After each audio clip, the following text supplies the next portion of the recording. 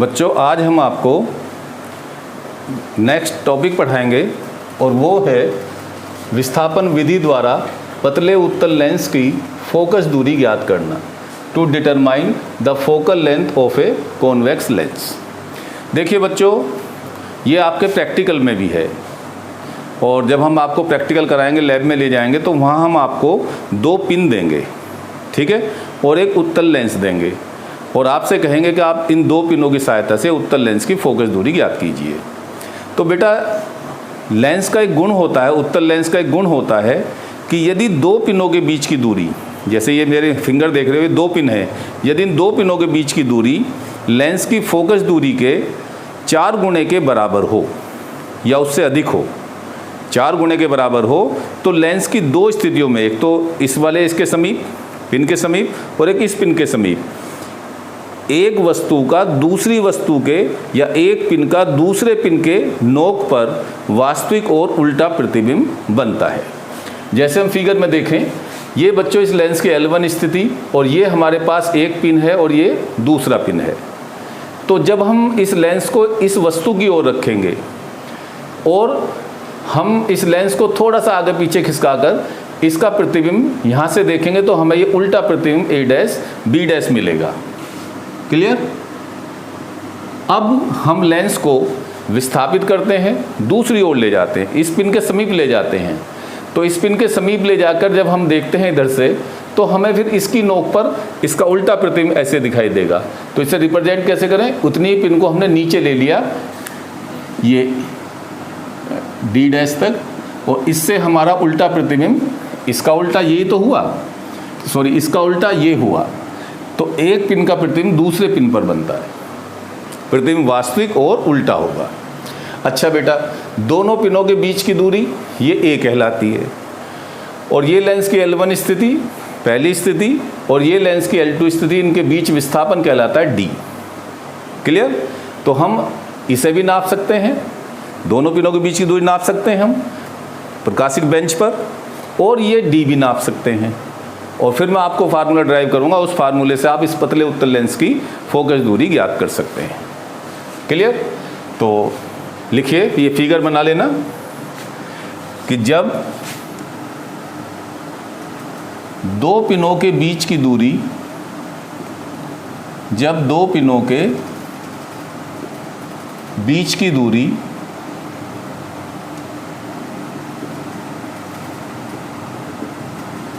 पतले उत्तल लेंस की, पतले उत्तल लेंस की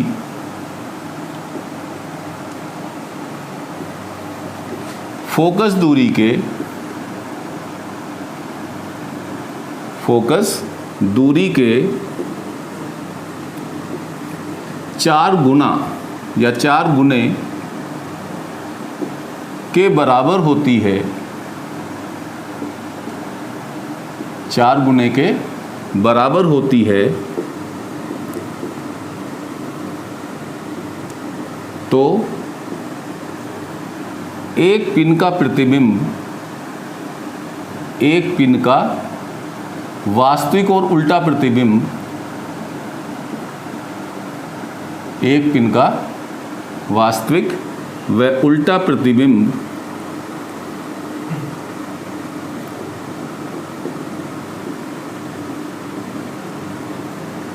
दूसरे पिन की नोक पर बनता है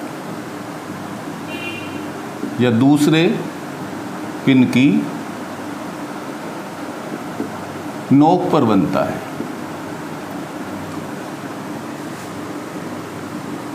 क्लियर? इस गुण का उपयोग करते हुए ही, उपयोग करते हुए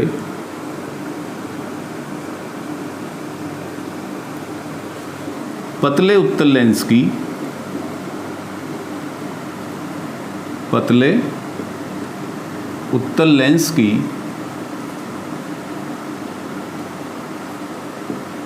फोकस दूरी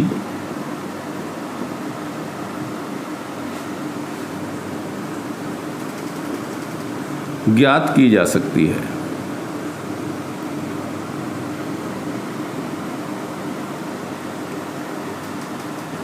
ठीक है बच्चों, अब देखिए चित्रानुसार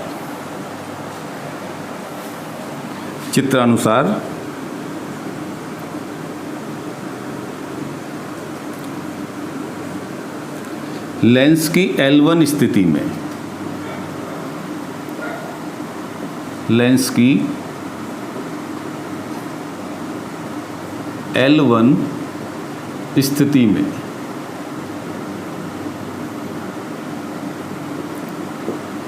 लेंस की L1 स्थिति में देखो बेटा, इस स्थिति में हमने ये मान लिया रेखीय आवर्धन इस स्थिति में M1 है।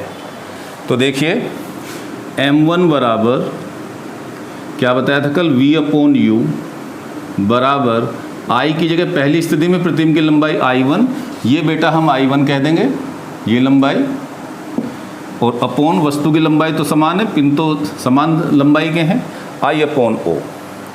अब देखिए पहली स्थिति में ये U है और ये बेटा V है। लेंस की L2 स्थिति में, लेंस की L2 स्थिति में, लेंस की L2 स्थिति में, तो देखिए M2 बराबर I2, मान लो प्रतिबिंब की लंबाई I2 बनी, I2/O बराबर, अब देखो बेटा ये U हो जाएगी और ये V हो जाएगी, तो U/V, ये इक्वेशन 1 और ये इक्वेशन 2। ठीक है, अब इक्वेशन 1 की और 2 की मल्टीप्लाई करो। इक्वेशन 1 इंटू 2, तो क्या आया हमारे पास, देखो I1 इंटू I2/O² बराबर, ये मैंने इधर पहले लिख देना, इसे बाद में लिख देना, कोई फ़र्क नहीं पड़ता इससे, बराबर V/U इंटू U/V, और ये कट के बच्चों 1 आ गया। तो यहाँ से O² बराबर I1 I2 या O बराबर √I1 I2। इस पर भी आपको न्यूमेरिकल प्रॉब्लम मिलेंगी कि यदि हमें प्रतिबिंब की लंबाई दे रखी है, दोनों स्थितियों में प्रतिबिंबों की लंबाइयाँ दे रखी हैं, तो हम क्या निकाल देंगे, वस्तु की लंबाई O निकाल देंगे। कराऊंगा मैं इस पर भी प्रॉब्लम आपको। अब देखिए, अब हम निकालते हैं फोकस दूरी, लेंस की फोकस दूरी ज्ञात करना। लेंस की फोकस दूरी ज्ञात करना।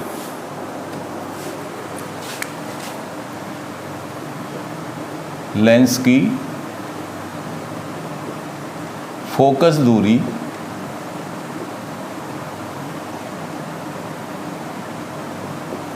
ज्ञात करना।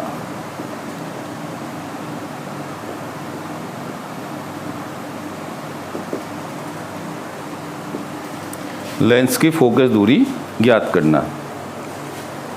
देखिए चित्रानुसार मैंने भी आपको बताया था, दोनों पिनों के बीच की दूरी, बोलो, ये हो जाएगी बेटा V+U, ये इतनी U और यहाँ से यहाँ तक की V, U+V बराबर क्या आ गई, A हो गई दोनों पिनों के बीच की दूरी। अब V-U करेंगे तो वो D के बराबर आ जाएगी।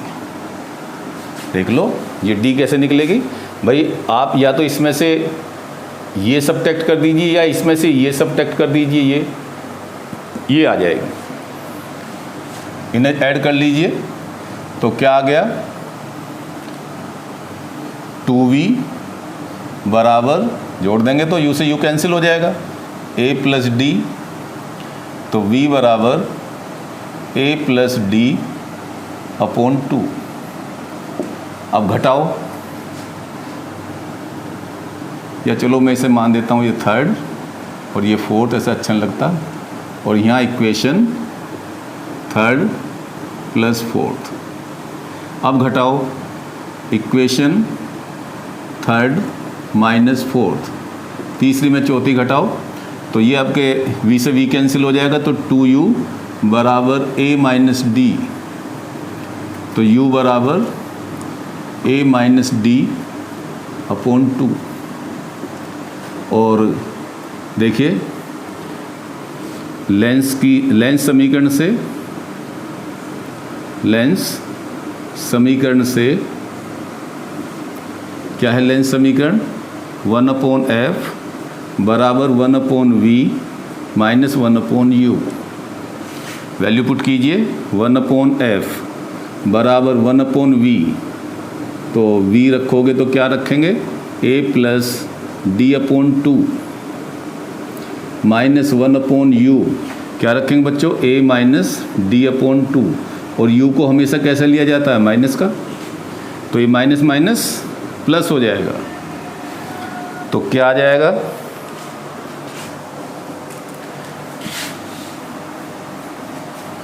ये आ जाएगा बच्चों हमारे पास 1/f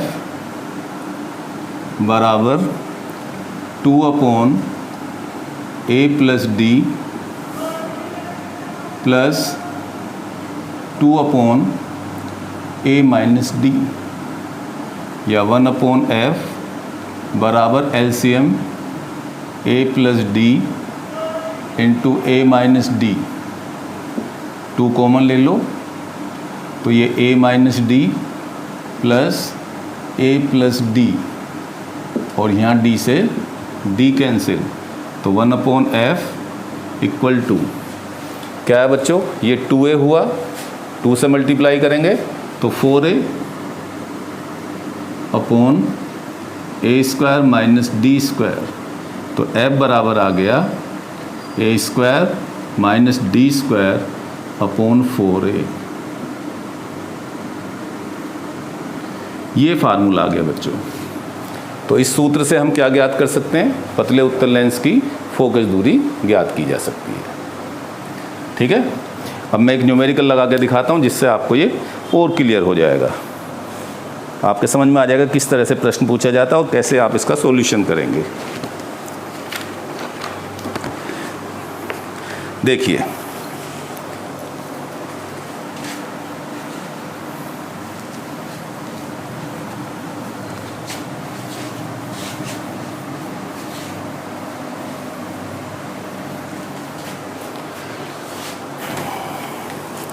एक लैंप, ऐसा ही आपका एनसीईआरटी में भी क्वेश्चन है, वो कराऊंगा मैं आपको जब उसकी प्रॉब्लम कराऊंगा। एग्जाम्पल 1 आज की कक्षा का, एक लैंप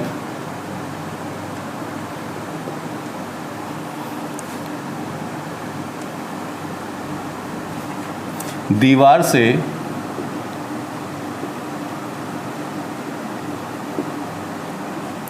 पाँच मीटर की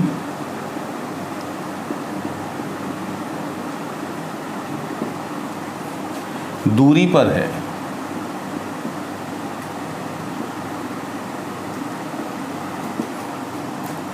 लैंप से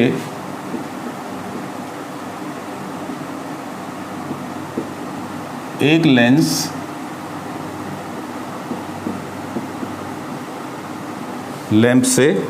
लेंस एक मीटर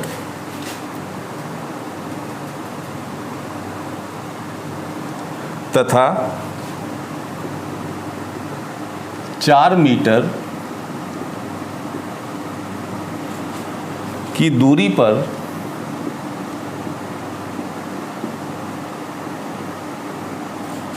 रखने पर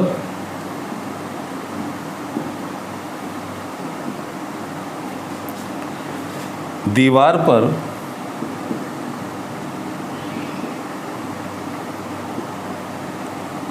लेंस के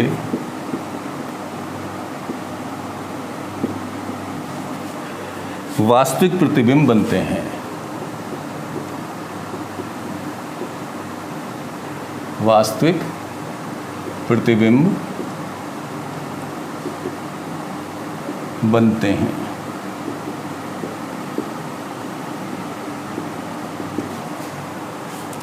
नंबर 1, लेंस की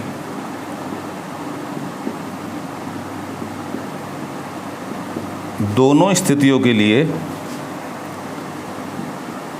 लेंस की दोनों स्थितियों के लिए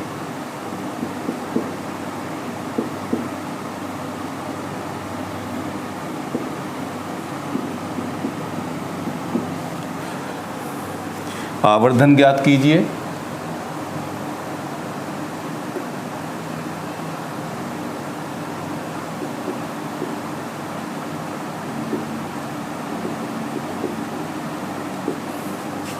नंबर 2, लेंस की क्षमता ज्ञात कीजिए।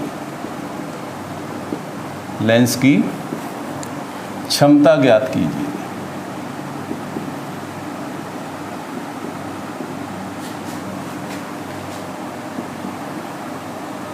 अब देखिए, इस एग्जाम्पल से मैं आपको ये कंसेप्ट बिल्कुल क्लियर कर दूंगा।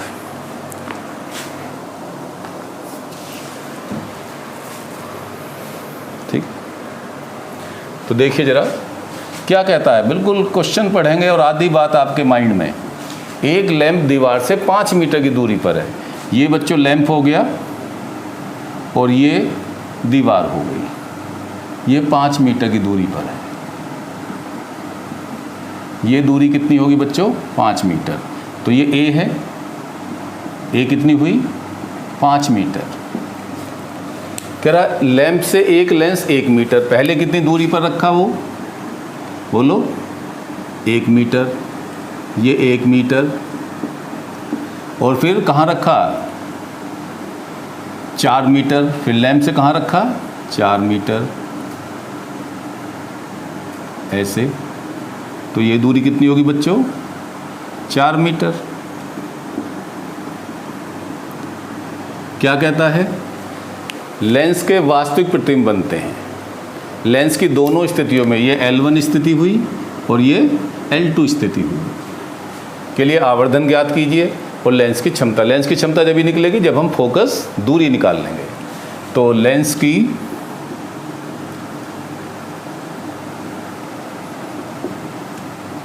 L1 स्थिति में, लेंस की L1 स्थिति में लगाओ फार्मूला बच्चों। देखिए M1 बराबर V/U। अब ये तो है माइनस का, लेंस के सामने की दूरी है।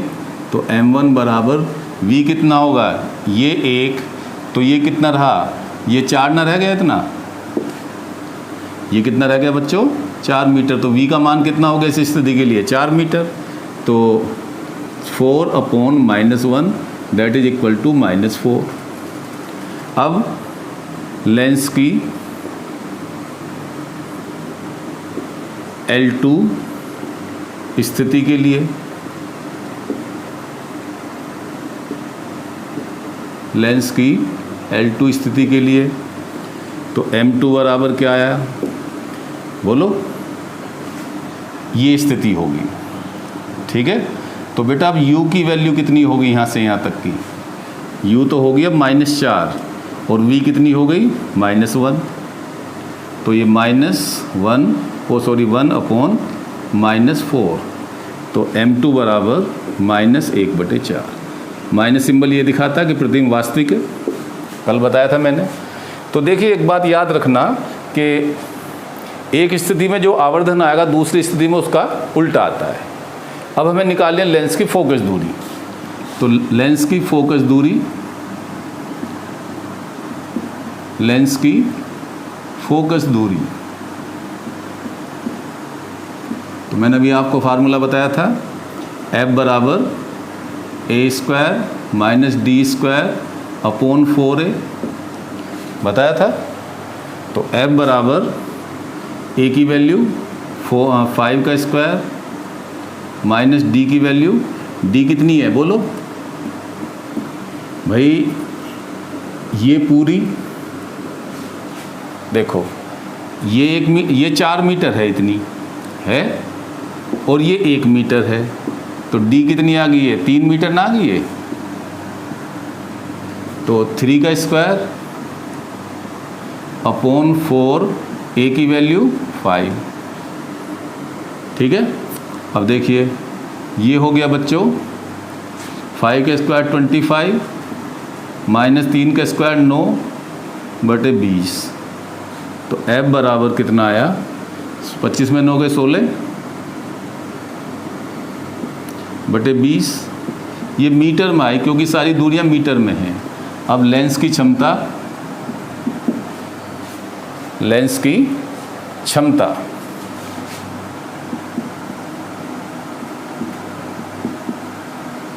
तो P बराबर क्या हुआ 1/F, किस में होना चाहिए ये, मीटर में। तो P बराबर 1/F की वैल्यू 16 बटे 20, 20 चला गया ऊपर। तो देखिए 4 चौक 16, 4 पंजे 20, 5 को 4 से भाग कर दो 1.25 डायोमीटर। आया समझ में? इस तरह का क्वेश्चन होगा, ये बहुत इम्पोर्टेंट है। अब मैं आपको एक क्वेश्चन के रूप में लिखा दे रहा हूँ और वो कंसेप्ट बहुत इम्पोर्टेंट है। क्यों इसलिए इम्पोर्टेंट है? क्योंकि आप उस जो भी आपको न्यूमेरिकल प्रॉब्लम मिलेंगी, आप बिल्कुल इसी तरह से जैसे मैं आपको कराऊंगा ऐसी डेरिवेशन करते चले जाएंगे और फिर आप वैल्यू रखेंगे। वो सब मैं आपको करके दिखाता हूँ। लिखिए एक नेक्स्ट क्वेश्चन लिखिए, एग्जाम्पल लिखिए एक।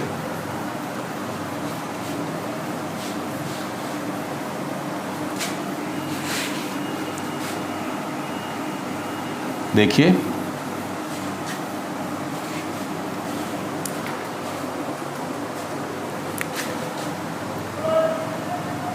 एग्जाम्पल, एक उत्तल लेंस की वायु में फोकस दूरी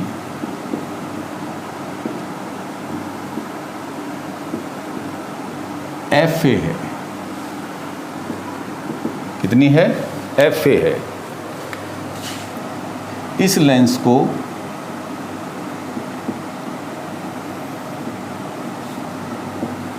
ANL अपवर्तनांक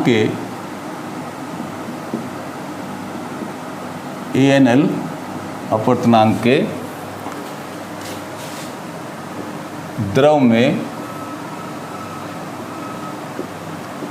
डुबोया जाता है।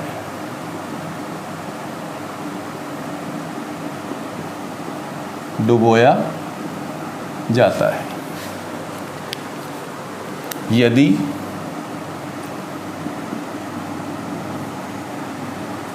लेंस के पदार्थ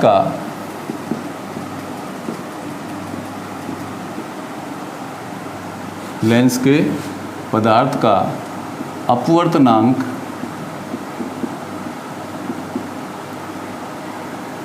ANG हो,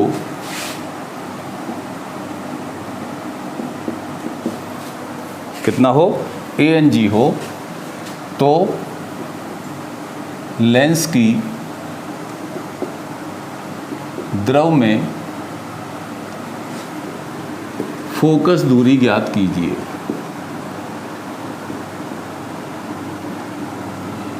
फोकस दूरी ज्ञात कीजिए।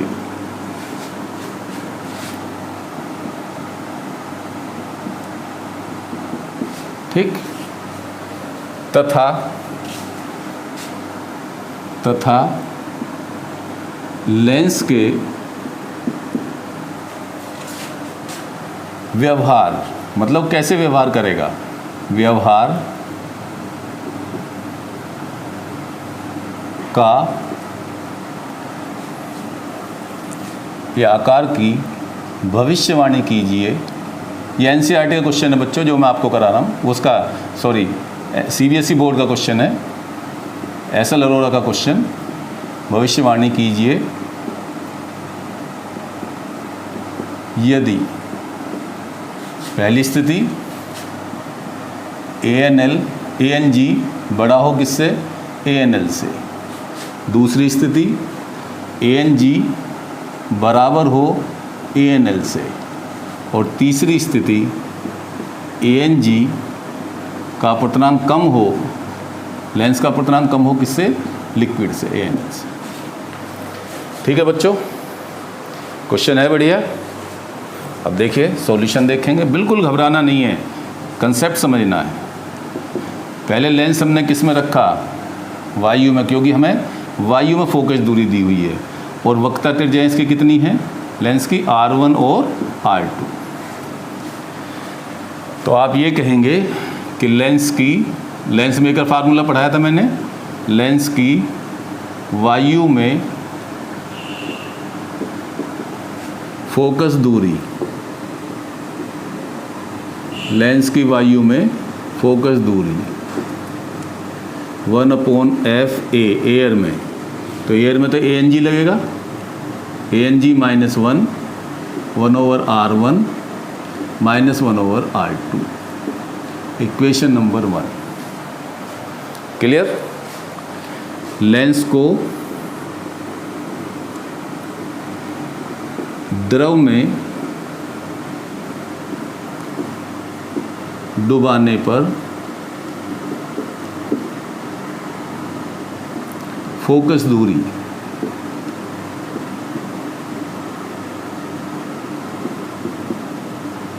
क्या है बच्चों, 1/FL बराबर। अब देखिए बच्चों, जब हम इसे लेंस को लिक्विड में डुबो देंगे, द्रव में डुबो देंगे ऐसे, तो क्या हो जाएगा, प्रकाश की किरण द्रव से कांच में जाएंगी। ये लिक्विड हुआ और ये ग्लास हुआ, तो प्रकाश की किरण कहाँ से, बोलो, लिक्विड से कांच में जाएंगी। तो हमें कांच का अपवर्तनांक चाहिए किसके सापेक्ष, लिक्विड के सापेक्ष, द्रव के सापेक्ष। तो बेटा यहाँ ध्यान रखना LNG रखेंगे, क्योंकि प्रकाश की किरण लिक्विड से ग्लास में जा रही है। -1 1/R1 -1/R2। चूंकि अब चलो आसान कर देते हैं, समीकरण फर्स्ट डिवाइडेड बाय सेकेंड, तो ये हो गया FL/FA, उल्टा है ना, रेसिप्रोकल हो जाएगा, FL/FA इक्वल टू ANG -1। हाँ, वक्रता त्रिज्या नहीं बदलती, इसलिए आप 1/R1 -1/R2 एक जैसा रहा, तो ये कट जाएगा और क्या बचा यहाँ, LNG -1। ठीक है, चूंकि देखो LNG को हम क्या लिख सकते हैं, लिखना सिखाया था, जो जिसका अपवर्तनांक पीछे आता है वो ऊपर जाता है, ANG, और पहले कौन है, लिक्विड, तो ANL अपोन में गया। तो यहाँ रखिए FL/FA equal to ANG -1, oh sorry, यहाँ रखो ANG -1, इसका तो कुछ बिगड़ेगा ही नहीं, इसका बिगड़ेगा। LNG को क्या लिखेंगे, ANG/ANL -1, तो FL/FA equal to ANL LCM ले लो, तो ANG -1 अपॉन ये हो जाएगा ANG -ANL, और ये ANL ऊपर मल्टीप्लाई में चला जाएगा। तो जब बेटा हम FL निकालेंगे तो ये आ जाएगा ANG -1 into ANL into FA upon ANG -ANL। अब न्यूमेरिकल में भी आप यहाँ तक करते हुए लाएंगे, क्योंकि ये फार्मूला तो मैंने ड्राइव किया है, कोई बुक में थोड़ी है फार्मूला, तो आप बिल्कुल इसी तरह से करते लाएंगे न्यूमेरिकल्स में, यहाँ तक करेंगे और तब वैल्यू पुट करेंगे। मैं कराऊंगा आपको न्यूमेरिकली। अच्छा, अब हमें ये बताना है कि लेंस कैसे व्यवहार करेगा। व्यवहार का मतलब उत्तल की तरह व्यवहार करेगा, अवतल की तरह व्यवहार करेगा, कैसे व्यवहार करेगा वो भी हमें आपको क्लियर कर देंगे। फर्स्ट, यदि ANG बड़ा है किससे, ANL से, लिक्विड के अपवर्तनांक से, तो इस इक्वेशन में देखिए बच्चों, ANG -1 ये तो पॉजिटिव ही आना, ANG का मान 1 से ज़्यादा ही होता है। ANL लिक्विड का द्रव अपवर्तनांक ये भी पॉजिटिव ही है, FA पॉजिटिव है। अब यहाँ देखिए ANG बड़ा है किससे, ANL से, तो ये अंतर कैसा आएगा, पॉजिटिव। तो FL कैसी आएगी, FL आएगी बच्चों पॉजिटिव। तो पॉजिटिव आने से मतलब पॉजिटिव यदि आई है लेंस की फोकस दूरी तो वो एक उत्तल लेंस होगा। अतः उत्तल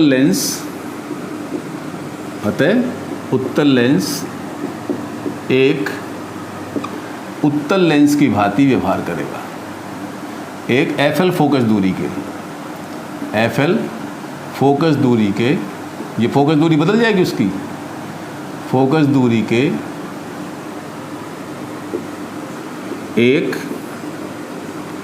उत्तल लेंस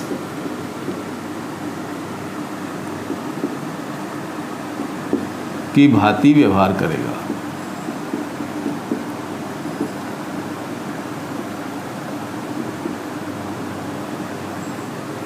क्लियर हो गया बच्चों? अच्छा, केस 2। अब देखिए यदि केस 2 में क्या कहता है, यदि ANG बराबर है किसके, ANL के।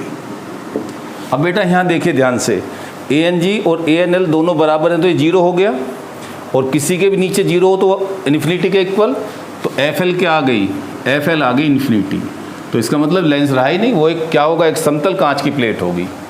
लेंस अतः उत्तल लेंस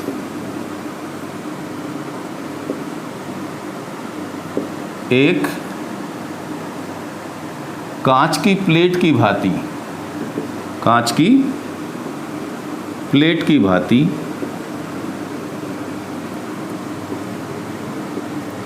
व्यवहार करेगा।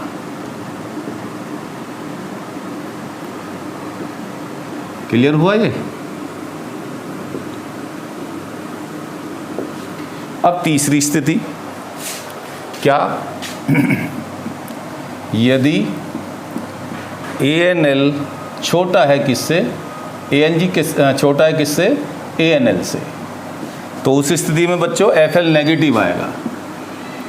FL कैसा आएगा, नेगेटिव। देख लो मैं बता देता हूँ, ये तो सब पॉजिटिव है ही है, ANG छोटा है इससे तो माइनस की वैल्यू ज़्यादा आई प्लस से, तो FL कैसी आई, माइनस की, और माइनस की फोकस दूरी किसकी होती है, अवतल लेंस की। अतः उत्तल लेंस एक अवतल लेंस की भांति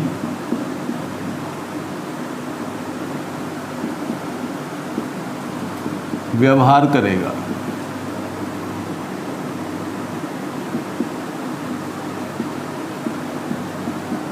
क्लियर हो गया बच्चों? तो ये उसकी प्रेडिक्शन हुई उसके बिहेवियर की, व्यवहार की। अब मैं एक न्यूमेरिकल करा देता हूँ तो ये आपको और क्लियर हो जाएगा, और इसी के साथ ये फर्स्ट अपवर्तन का पार्ट ख़त्म होता है। मैं अब आपको इसके NCERT के क्वेश्चंस कराऊंगा। देखिए एक न्यूमेरिकल से इसको क्लियर कर देता हूं मैं आपको।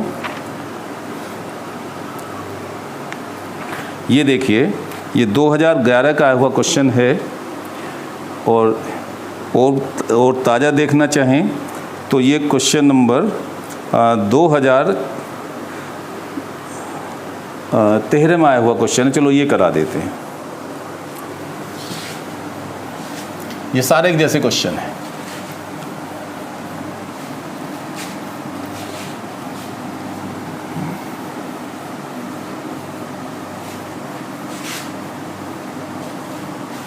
देखिए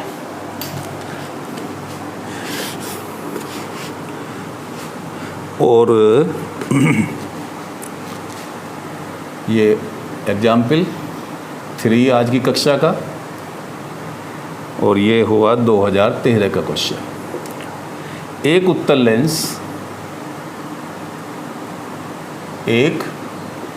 लेंस की वायु में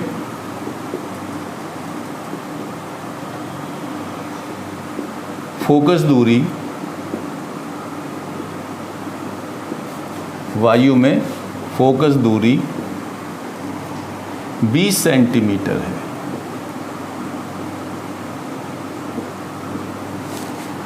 इस लेंस को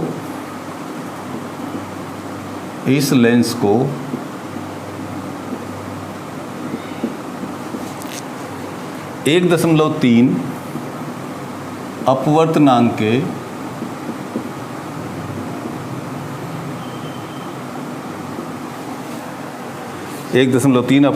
के द्रव में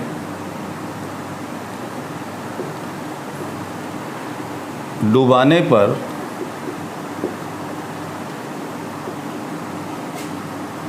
इसकी फोकस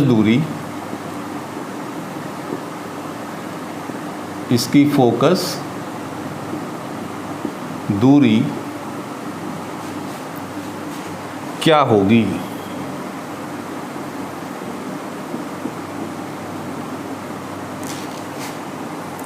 कांच का अपवर्तनांक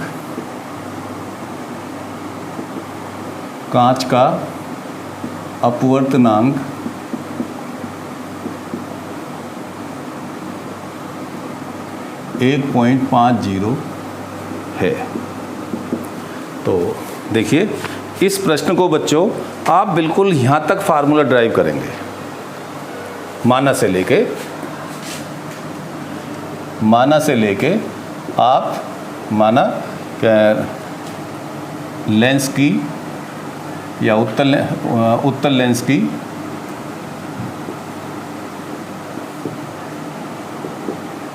वक्रता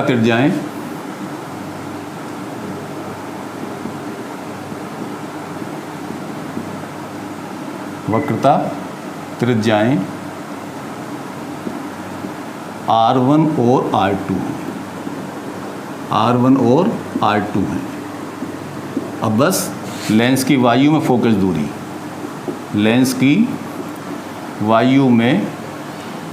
दूरी, तो बेटा आप यहाँ तक करते हुए लाएंगे, इसे फार्मूले से यहाँ तक करते हुए लाएंगे, कर लेंगे इतना काम। अब देखिए, ये सूत्र लिखेंगे, अब फिर लिखेंगे चूंकि क्या क्या दिया हुआ है, FA वायु में फोकस दूरी 20 सेंटीमीटर, द्रव का अपवर्तनांक ANL 1.3 और कांच का अपवर्तनांक ANG कितना है 1.5। बस यहाँ पुट कर दो। तो देखिए FL बराबर ANG कितना हो गया 1.5 माइनस 1, ANL कितना है 1.3, FA 20 अपॉन ANG 1.5 माइनस 1.3। तो FL बराबर ये आया बच्चों 0.5 इंटू 1.3 इंटू 20 अपॉन 0.2। ये पॉइंट से पॉइंट हटा दो, 2 से ये 10 आ गया, 10 से डेसिमल गई दशमलव, और 13 पंजे 65 सेंटीमीटर। तो द्रव में फोकस दूरी कितनी होगी इसकी 65 सेंटीमीटर। तो आज की कक्षा में बच्चों इतना ही, नेक्स्ट कक्षा में आपको मैं इससे आगे कराऊंगा।